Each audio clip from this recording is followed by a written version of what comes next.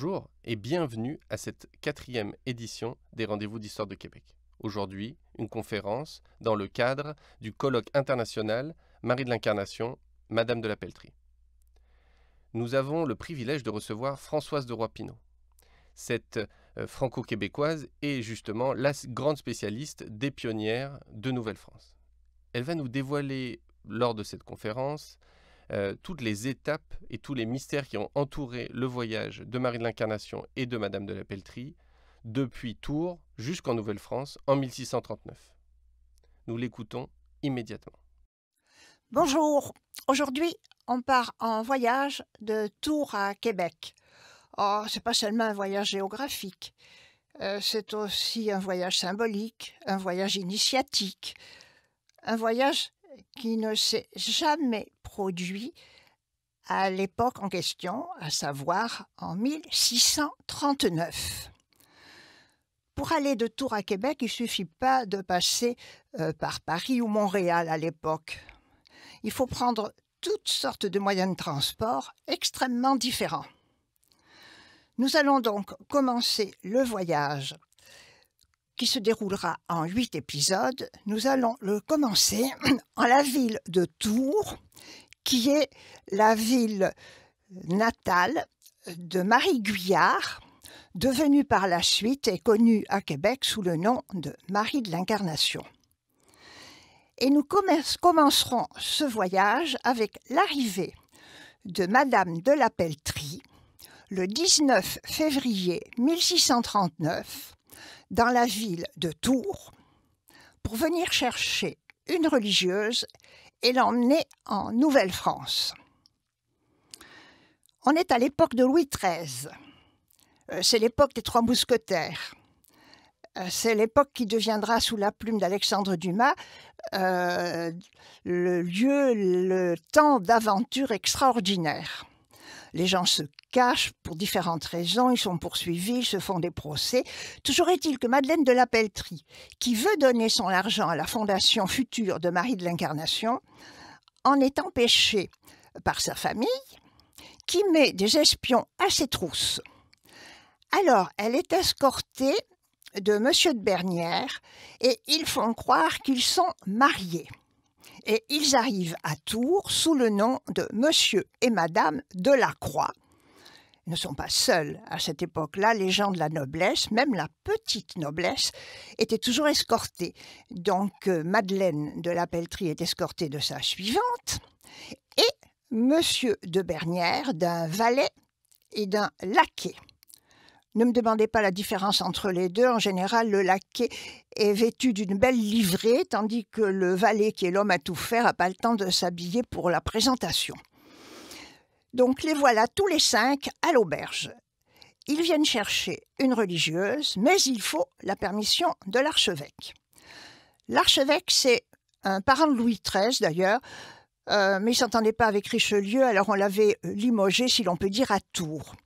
L'archevêque Monseigneur Bertrand Deschaux doit donner son autorisation pour qu'une religieuse parte.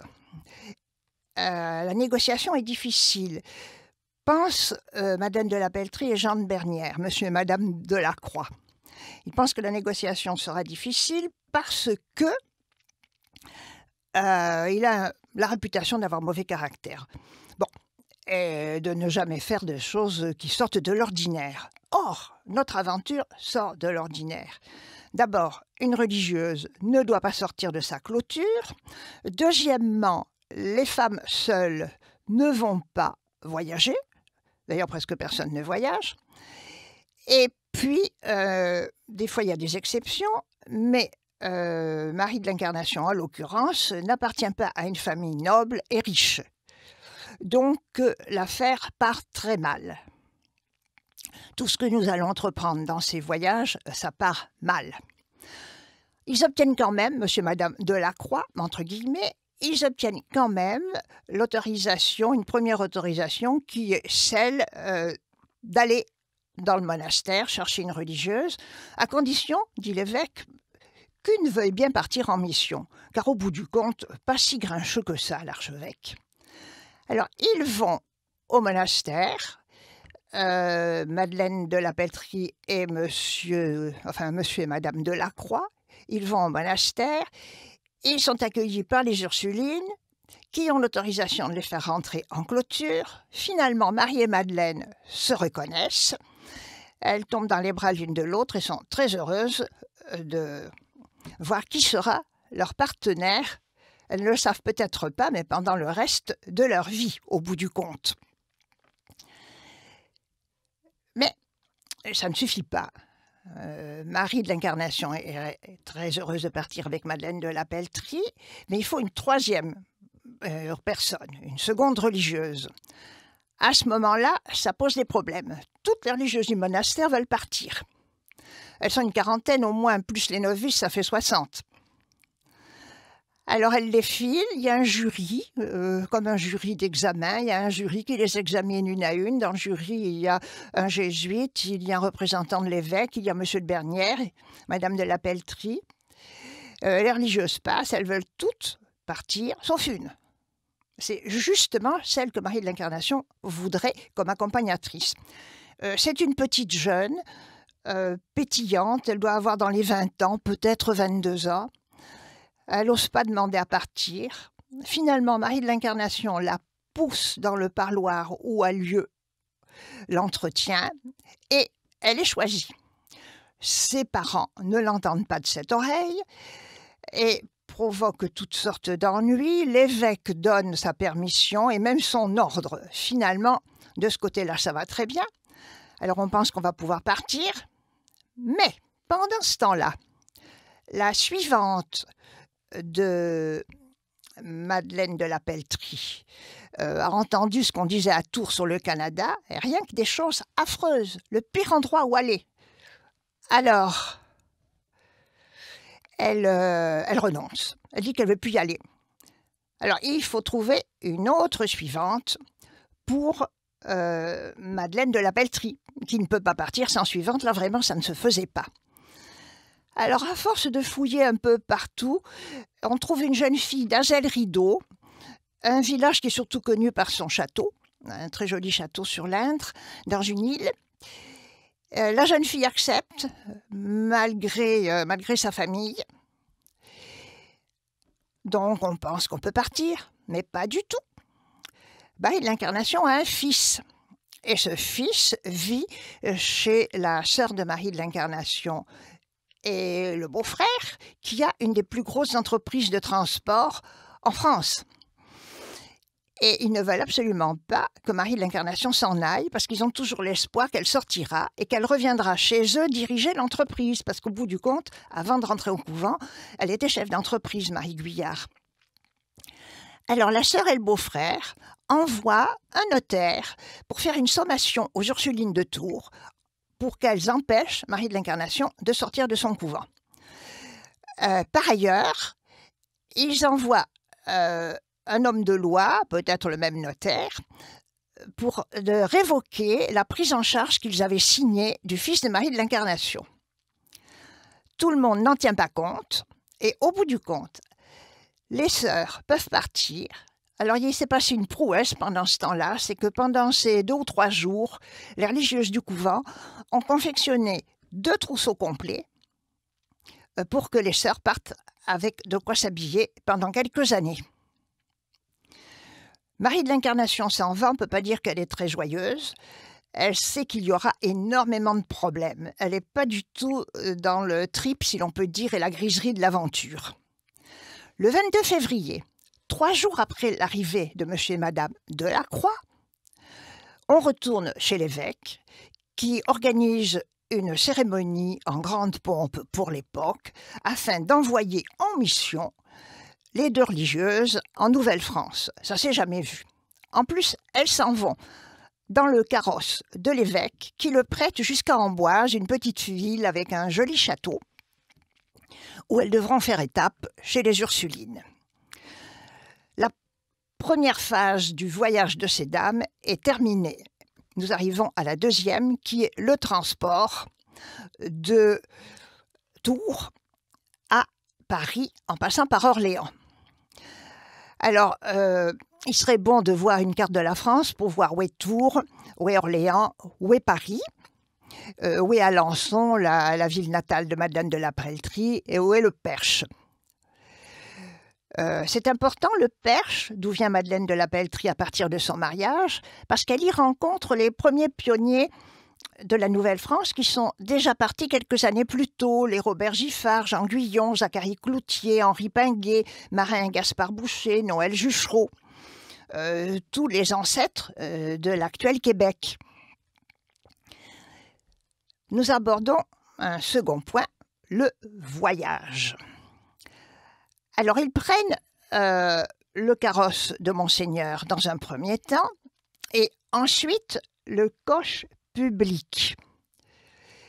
Et on peut se demander qui voyageait à l'époque. D'abord, presque personne, mais il y en avait quand même quelques-uns. Alors, la cour, et la suite de la cour, et les ambassadeurs, les gentilshommes qui se promenaient dans leur maison de campagne, les artisans et compagnons du Tour de France, les pèlerins, les mendiants, mais les mendiants voyageaient à pied, ils ne prenaient pas le coche public ni un carrosse, bien sûr. Les postillons qui conduisaient les coches publics ou les coches de marchandises, et puis les soldats, les étudiants, qui étaient des fils de bonne famille, qui pouvaient parfois changer d'université et même aller à l'étranger. Il y avait donc quelques coches publiques et des hôtelleries extrêmement inconfortables. Voyageaient aussi les rouliers et les mariniers, c'est-à-dire le personnel des coches, et puis les mariniers sur le bord des rivières ou sur les rivières. Il y avait aussi parmi les voyageurs, on l'a vu tout à l'heure avec les gens du Perche, il y avait des émigrants, donc la plupart partaient vers l'Espagne, et puis quelques-uns, très peu, en Nouvelle-France. Alors c'était inconfortable, il y avait de la promiscuité. Sur le chemin, on pouvait rencontrer des loups et des bandits. Si le coche montait une pente, les bandits savaient à quel endroit c'était dangereux pour le coche et facile pour eux, se précipitaient, dépouillaient tout le monde, et quelquefois ils emportaient même les chevaux, et les gens se retrouvaient. Donc, les sœurs sont parties avec monsieur et madame de la Croix, vers Amboise et vers Orléans. Ils traversent plusieurs fois la Loire, une fois à Amboise où il y a un pont, parce qu'à Tours il n'y avait pas de pont, il s'est effondré. Ils traversent la Loire à Beaugency, puis ils retraversent la Loire à Orléans. Et Marie n'est toujours pas d'une humeur extraordinaire, toujours agréable, mais elle sait qu'elle quitte la France et qu'elle va quitter son fils, et ça lui pèse bien lourd. Mais elle ne le montre pas. C'est le genre de personne qui ne laisse pas paraître ses émotions. Elle arrive donc à Orléans, et à Orléans, ce sera le 3e épisode du voyage de Marie de l'Incarnation et Madeleine de la Pelletrie en Nouvelle-France. À vrai dire, l'épisode concerne surtout Marie de l'Incarnation, car on lui a reproché pendant quasiment des siècles d'avoir abandonné son fils. Bon, à vrai dire, il y a des auteurs qui ont énormément dramatisé l'affaire. Il s'y arrête longuement. En fait, à l'époque, que son enfant soit élevé par quelqu'un d'autre, c'est vraiment pas exceptionnel. Alors, ça a quand même donné lieu à des romans et à toutes sortes d'aventures, à des films, dont le dernier est sorti il n'y a pas très longtemps, à une pièce de théâtre montée par Lorraine Pintal. C'est le thème de l'abandon, soi-disant, de Marie de l'Incarnation, ou du fils par la mère, apparaît régulièrement dans la littérature. L'important, c'est qu'à Orléans, en cours de voyage, il y a le fils de Marie de l'Incarnation, parce qu'en fait, à ce moment-là, il fait des études chez les jésuites. Et il ne savait pas que sa mère partait. Mais la sœur et le beau-frère ont écrit une belle lettre à Marie, au fils, après avoir envoyé le notaire sans succès, et on écrit une belle lettre au fils en lui disant que il ne lui enverrait plus d'argent pour ses études. Un point, c'est tout. Bon. Alors le fils ne fait ni une ni deux. Comme il sait que sa mère ne descend pas chez les Ursulines, pourquoi est-ce qu'elle ne descend pas chez les Ursulines? Pourquoi est-ce que M. de Bernières, qui organise le voyage sous le nom de M. de la Croix, ne descend pas chez les Ursulines? Parce qu'ils ont à leur trousse peut-être des émissaires de la famille de Marie Guyère de l'Incarnation, mais peut-être aussi et plus certainement des émissaires de la famille de Madeleine de la Peltrie qui les poursuivent pour les empêcher de partir, parce qu'ils ne veulent pas que l'argent s'en aille en Nouvelle-France. Alors le fils ne fait ni une ni deux, il va voir sa mère à l'auberge. Il s'étonne. Il dissimule qu'il ne suit rien de ses desseins et feint l'étonnement. « Comment, maman?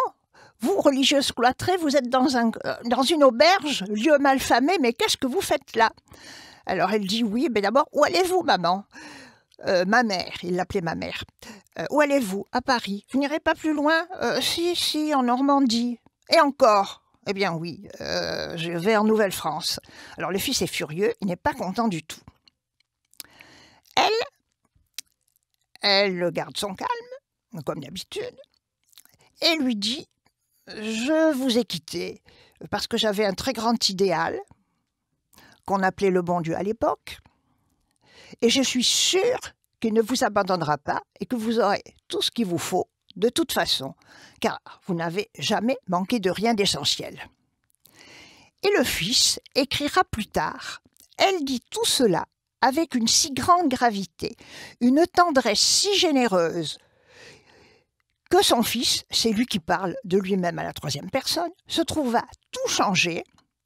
Il ne pensa plus à ses propres intérêts et il brûla la lettre envoyée par sa tante et son oncle, avec la résolution de prévenir lui-même sa famille et en leur disant qu'il ne leur demanderait plus jamais rien. Et il transforma à ce moment-là,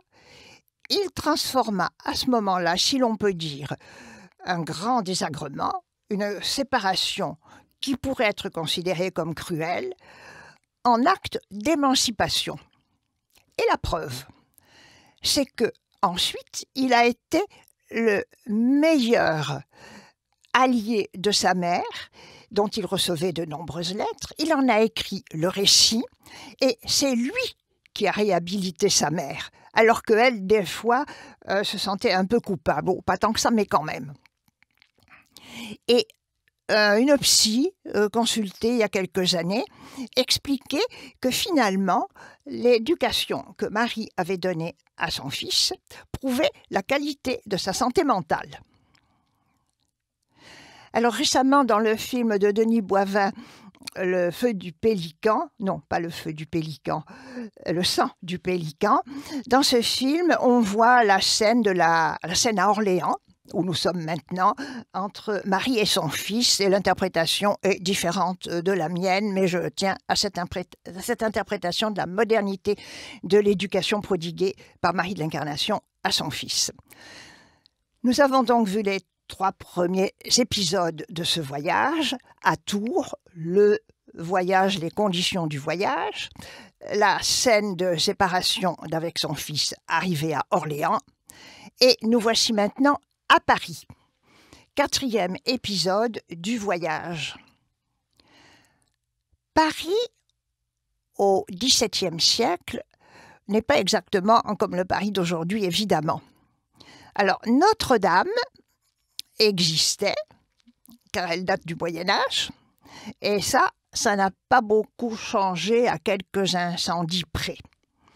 Les maisons étaient très proches les unes des autres, il n'y avait pas beaucoup de place dans les rues, c'était difficile de circuler, on pouvait toujours être volé d'une façon ou d'une autre, et c'était d'autant plus dangereux qu'on avait des espions à ses trousses, ce qui était le cas de Madeleine de la Peltrie, dite Madame de la Croix.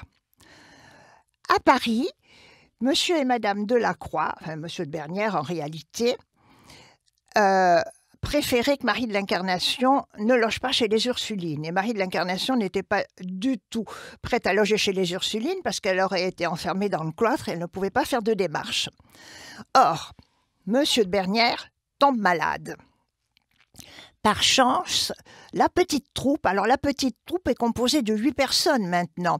Il y avait dans le coche nos 2 dames, Marie et Madeleine, il y avait Monsieur de Bernières, il y avait l'ancienne suivante et la nouvelle suivante, il y avait le laquais et le valet, ça fait 8 personnes. Or, un parent d'élève des Ursulines de Tours, Monsieur Demeule, Pierre Demeule, père de Jacques, un futur intendant de la Nouvelle-France, avait un hôtel particulier à Paris qui était vide à ce moment-là et qu'il prête à la petite troupe. Tout le monde s'y installe et Monsieur de Bernières tombe malade. Alors c'est bien ennuyeux pour les démarches, c'est d'autant plus ennuyeux que il y a beaucoup de choses à faire, que les émissaires de Madeleine de la Peltrie n'ont pas réussi à la kidnapper, ce qu'ils auraient pu faire, et il y a beaucoup de... On manque d'argent, il faut faire beaucoup de démarches pour avoir beaucoup d'argent, moins ce qu'il faut, le minimum. Puis en plus, il était convenu qu'une 3e religieuse de Paris se joindrait à la petite troupe. Alors finalement, pour cette 3e religieuse, ses parents ne veulent pas, l'évêque ne veut pas, et elle ne peut pas venir, donc pas de religieuse de Paris. Il faudra en recruter une plus tard. Mais à Paris, il se passe quelque chose. C'est que il faut quand même faire ses démarches, et Madeleine de la Peltrie est la cheville ouvrière de cette aventure. Enfin, elle est la bienfaitrice, elle est la bailleuse de fonds, et il faut qu'à Paris, elle se débrouille aidée par M. de Bernières pour ramasser l'argent.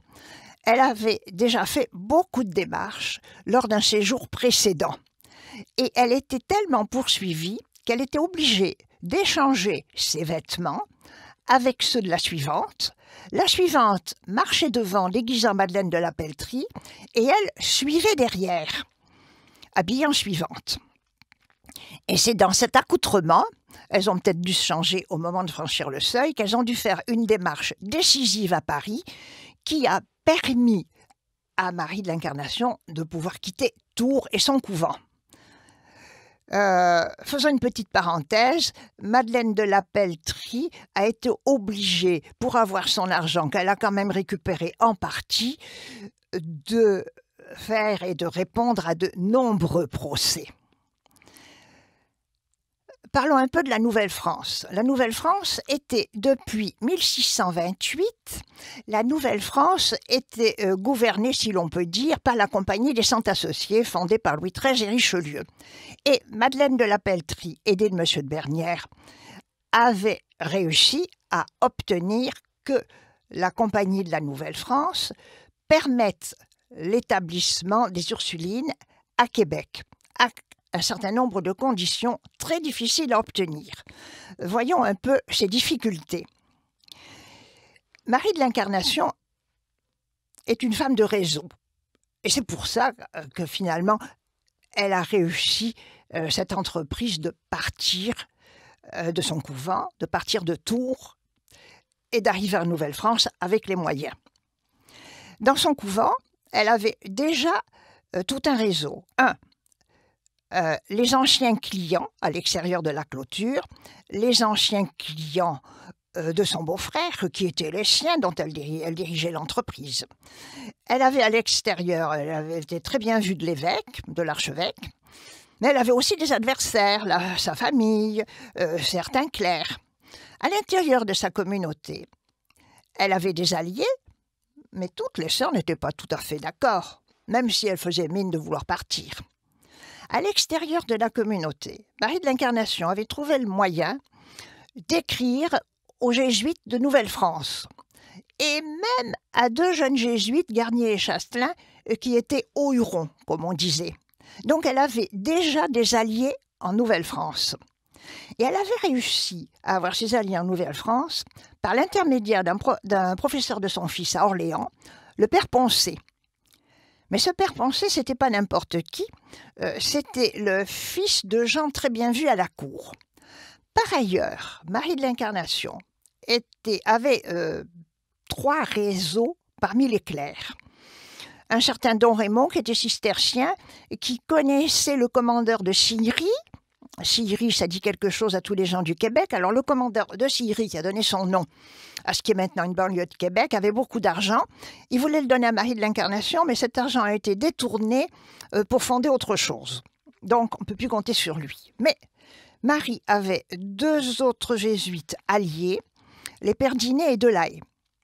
Quand la Compagnie des Saints Associés se réunit avant le départ, se réunit le 11 janvier 1639, pour décider différentes choses, dont le départ de Marie de l'Incarnation, il y a parmi les Saints Associés le père Delahaye et le père Dinet. Je crois qu'ils ne sont pas vraiment associés, mais il y avait le siège de Champlain qui était libre et il le remplaçait, l'un des 2 le remplaçait. Toujours est-il qu'il y avait des alliés parmi les Saints Associés. Il y avait aussi des ennemis. Pas de religieuses en Nouvelle-France, pas de femmes seules en Nouvelle-France, seulement quelques épouses d'artisans, et encore. L'affaire est très très mal partie. Madeleine de la Peltrie présente son projet, un peu maladroitement peut-être, mais Monsieur de Bernières et les 2 jésuites alliés de Marie de l'Incarnation finissent par retourner l'Assemblée des Saints Associés. On donne l'autorisation à Marie de l'Incarnation à condition que Madeleine de partir l'année suivante. Pas question. Alors, il faut que Madeleine de la Peltrie affrète un 4e bateau. Pas de problème. Elle vend la charge de son père. Alors, son père était mort et elle était héritière, entre autres, de sa charge de collecteur d'impôts à un très haut niveau. Elle le vend, on la vole au passage, mais avec ce qui reste d'argent, elle réussit à affréter un bateau, et puis c'est un jésuite qui s'occupe de préparer tout ce qu'il faut. Dans le bateau, il y aura toutes ses affaires, il y aura les meubles qu'elle a fait venir d'Alençon et qui vont partir en Nouvelle-France, et il y a même son argenterie qui a été fondue pour faire une lampe du sanctuaire et qui existe toujours dans la chapelle des Ursulines de Québec. Toujours est-il qu'elle obtient l'autorisation et s'est munie de cette autorisation, qu'elle a pu partir avec M. de Bernières sous le nom de M. et Mme de Lacroix, qu'elle a pu partir, qu'elle a pu quitter Tours avec les sœurs. Elle a aussi, pas encore mais ça va venir, des relations à la cour. Donc, à Paris, elle arrive à force de démarches assez compliquées, à obtenir la preuve qu'elle pourra payer le tiers de ce qu'elle avait promis, mais signé par acte notarié. M. de Bernières étant toujours malade, on a un peu de temps, et elle cherche d'autres relations. Alors, par l'intermédiaire de plusieurs personnes, elle est reçue à la cour de France. La cour est à ce moment-là au château de Saint-Germain. À la cour de France, elle rencontre... Alors c'est très compliqué d'être reçue à l'intérieur du château. Il faut une escorte, il faut des autorisations, il faut beaucoup de choses. Finalement, elle arrive à la cour et elle est reçue par la reine, entourée de ses dames d'honneur et de beaucoup de monde. Elle est conduite et présentée par la comtesse de Brienne. La reine Anne d'Autriche est magnifique, toujours très belle et parfumée. Et parmi ces dames, il y a Madame Fouquet, la mère du futur Premier ministre des Finances. Il y a Madame Poncet, la mère du jésuite. Il y a une certaine Marguerite de Gondy, qui est très riche et qui financera toutes ces dames, vont subventionner la fondation des Ursulines de Québec. Donc, non seulement elles vont à la cour, mais elles y seront invitées plusieurs fois parce que M. de Bernières est toujours malade. Au bout du compte, elles resteront 1 mois à Paris. Alors, à la cour, elles rencontrent aussi, elles ont le grand honneur pour l'époque de voir le dauphin, le futur roi Louis XIV, dont elles apporteront la nouvelle en Nouvelle-France. Finalement, Monsieur de Bernières est guéri et la petite troupe, toujours par le coche public, s'en va à Dieppe et ils arrivent à Dieppe le 3 avril 1639. Alors, à Dieppe, on ne peut pas partir tout de suite. On ne peut pas partir tout de suite parce que il y a la tempête et il n'est pas possible aux voiliers de quitter le port de Dieppe. La petite troupe est hébergée chez les sœurs hospitalières et ou chez les sœurs Ursulines. Une des Ursulines est tout à fait d'accord pour les accompagner, donc le nombre de 3 Ursulines est là, et on attend que la mer se calme. Donc un beau jour, le 3 avril 1639, c'est enfin le beau temps, et on embarque. Alors d'abord, il faut embarquer sur un canot, pour aller jusqu'au voilier qui est au milieu du port, dans l'eau. Et il y a une petite foule qui regarde partir tout le monde. Alors dans cette petite foule, il y a des représentants de la famille de la jeune sœur de Tours qui sont bien malheureux qu'elle parte. Il y a Monsieur de Bernières qui veut monter jusqu'au bateau pour vérifier qu'elles seront bien logées. Finalement, c'est le capitaine qui leur donne sa grande chambre, mais elles sont 8 dedans quand même. Et la grande aventure géographique commence. Alors, Marie de l'Incarnation écrit que ses os se déboîtaient. Et il me sembla, écrit-elle, qu'ils quittaient leur lieu pour la peine que le sentiment naturel avait de cet abandonnement, c'est-à-dire de quitter son fils. La romancière Danielle Savenam résume ainsi Marie de l'Incarnation à ce moment-là. Mariée à 17 ans, mère à 18, veuve à 19, entrée en religion à 33 ans, le matin du 4 mai 1639, elle prend place à bord du Saint-Joseph à Dieppe pour aller fonder au Canada la première installation d'Ursulines, quelques mois après la naissance du dauphin, futur Louis XIV, et elle laisse derrière elle, sans esprit de retour, sa famille, le couvent où elle est entrée 8 ans plus tôt, et son fils en classe de rhétorique à Orléans. La voilà donc partie et bien mortifiée. Monsieur de Bernières, qui avait fait semblant d'épouser Madame de la Peltrie, était tombé sous le charme de Marie de l'Incarnation. Il les aime beaucoup toutes les deux et il aurait bien voulu partir. Il paraît qu'il pleure, Monsieur de Bernières. Mais il faut absolument qu'il reste en France pour veiller à l'argent de sa fausse épouse. Nous voilà donc prêts à rentrer dans la Manche. Alors, pour traverser l'Atlantique, d'abord, en France à cette époque, il faut prendre la Manche depuis Dieppe jusqu'à l'océan. Et il y a un gros handicap à ce moment-là, ce sont les Espagnols, parce que la guerre fait rage entre la France et l'Espagne. Or, les Espagnols sont à Dunkerque, au nord de France actuelle. Donc, les Dunkerquois qui sont alliés aux Espagnols risquent de leur faire des ennuis. Et comme la France, à ce moment-là, est en paix avec l'Angleterre, la petite flotte va longer les côtes anglaises pour être tranquille. Il y a un trajet à prévoir de 2 ou 3 mois. Alors, au bout de la Manche, avant d'entrer, il y a des pêcheurs qui prennent le courrier. Et Marie de l'Incarnation envoie quelques nouvelles, on a ses lettres. Et après ça, c'est la grande traversée de l'Atlantique. Alors là, la traversée de l'Atlantique, c'est notre 6e point.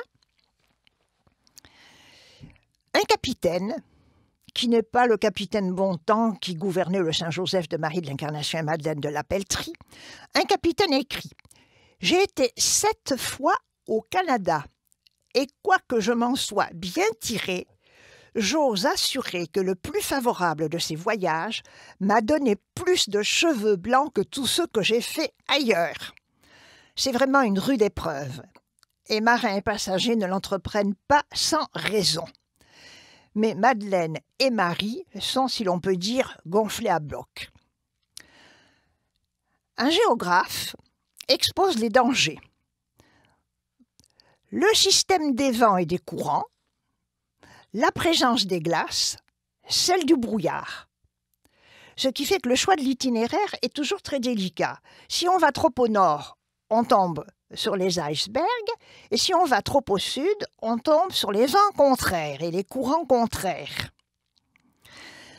Alors finalement, le capitaine Bontemps, pour éviter les pirates mauresques qui risquent de se pointer, le capitaine Bontemps choisit l'itinéraire par le nord, et le bateau tombe. Après quelques jours de beau temps et une énorme tempête où tout le monde était malade, le bateau tombe sur un énorme iceberg. Il faut voir ce que c'est. Le capitaine hurle un ordre, le timonier fait le contraire, et finalement le bateau tourne sur lui-même, évite l'iceberg, et longe les côtes de Terre-Neuve par le sud, et ces côtes sont pleines de rochers, quand on est proche du rivage, et il faut que quelqu'un à l'avant du bateau vérifie bien qu'il n'y a pas de trop gros rochers. Alors de fil en aiguille, ils finissent par arriver dans le golfe du Saint-Laurent.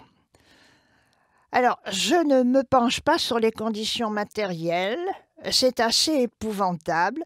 Nos dames sont dans une chambre où elles sont 8, dans une chambre qui n'est pas si grande que ça. Les autres sont dans la cale, ils sont empilés, ils portent les mêmes vêtements pendant tout le temps de la traversée. Celle-ci va durer presque 3 mois. L'eau devient avariée dès les premiers jours. Ceux qui peuvent boivent du vin. Marie de l'Incarnation ne supporte pas le vin, donc elle ne peut pas en boire. Les gens sont malades. Il y a eu certaines traversées, comme celle de Jeanne Mance et de Marguerite Bourgeois, où presque tout le monde, enfin pas tout à fait, mourait. Mais on dit qu'à peu près 10% des passagers en meurent. Mais Marie de l'Incarnation, Madeleine de la Pelletrie s'en sortent bien et leur suite aussi. Donc, ils arrivent à Tadoussac. Alors c'est notre 7e étape, Tadoussac, sur un total de 8. Tadoussac. C'est très important, l'escale à Tadoussac. Ils sont partis le 4 mai. Ils arrivent à Tadoussac le 15 juillet, n'est-ce pas? Après le détour par le nord, après le détour de Terre-Neuve, après les tempêtes, mai, juin, juillet. Ils arrivent le 15 juillet à Tadoussac. Et à cet endroit-là, c'est très important parce qu'il faut changer de bateau pour emprunter un navire, un petit navire, à tirant d'eau plus faible. Donc tout le monde change de bateau sans toucher terre. Alors c'est ennuyeux pour elle parce que au moment tragique où le bateau a failli couler devant l'iceberg, quelqu'un avait fait un vœu de dire une messe en mettant le pied à terre. Mais à Tadoussac, pas question de mettre le pied à terre. Le 26 juillet, on s'approche d'un rivage, je ne sais pas où, sur la côte de Charlevoix sans doute, et tout le monde se précipite sur une chaloupe pour toucher terre, et tout le monde a failli se noyer. Encore une fois, la chance est pour elle, et eux, parce qu'il y avait aussi d'autres personnes. Pas de noyade, ils arrivent au rivage, ils disent leur messe. Et le 31 juillet, on fait étape à l'île d'Orléans. Alors, entre le moment où ils ont mis pied à terre, c'est-à-dire le 21 juillet, et le 30 juillet 1639, il pleut, il pleut, il pleut. Ils sont dans une barque, une grande barque, et ils ont le choix entre se faire mouiller ou aller dans la cale où il y a des morues séchées. Comme tout le monde ne s'était pas lavé depuis 3 mois et que les morues séchées, ça sent la morue, on peut imaginer dans quel état elles arrivent à l'île d'Orléans. Alors, les marins qui les accompagnaient construisent 3 tentes, une pour les hommes, une pour les femmes, une pour les sœurs. Ils font des feux et tout ce monde essaie de se sécher. Le gouverneur, M. de Montmagny, qui les a vus arriver et qui les attendait, leur fait envoyer ce qu'on appelait des rafraîchissements, c'est-à-dire des denrées qu'elle n'avait pas mangé, qu'il et elle n'avaient pas mangé depuis le départ.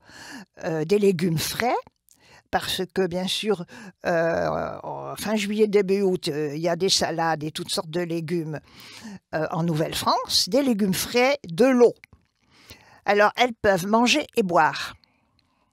Et le 1er août, dernière étape de notre voyage et du leur, le 1er août, c'est l'arrivée attendue à Québec, donc de Marie de l'Incarnation, Madeleine de la Peltrie, les 2 sœurs qui les accompagnent, la jeune Marie de Saint-Joseph de Tours, sœur Cécile de Dieppe, la suivante de Madeleine de la Peltrie, qui s'appelle Charlotte, et 3 sœurs hospitalières qui les accompagnent depuis Dieppe et qui, elles, sont subventionnées par la duchesse d'Aiguillon, une grande dame de la cour qui gérait l'argent du ministre Richelieu.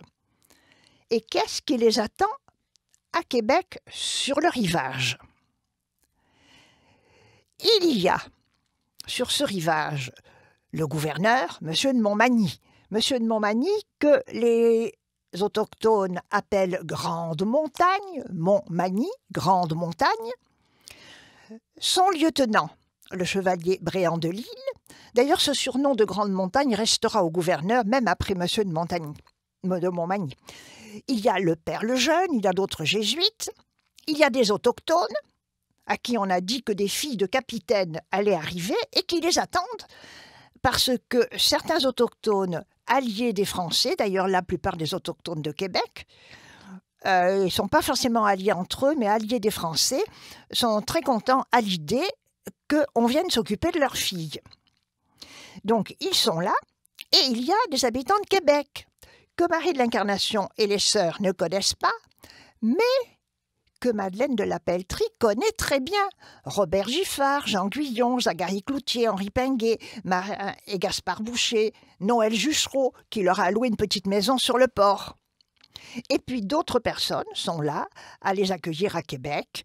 Jean Bourdon, l'abbé Le Speur et la tribu Le Gardeur Le Neuf, qui s'est installée à Trois-Rivières et qui vient de Normandie aussi, mais pas le Perche. Et voilà comment Marie de l'Incarnation et Madeleine de la Peltrie et leur suite sont arrivés à Québec le 1er août 1639. Je vous remercie de votre attention.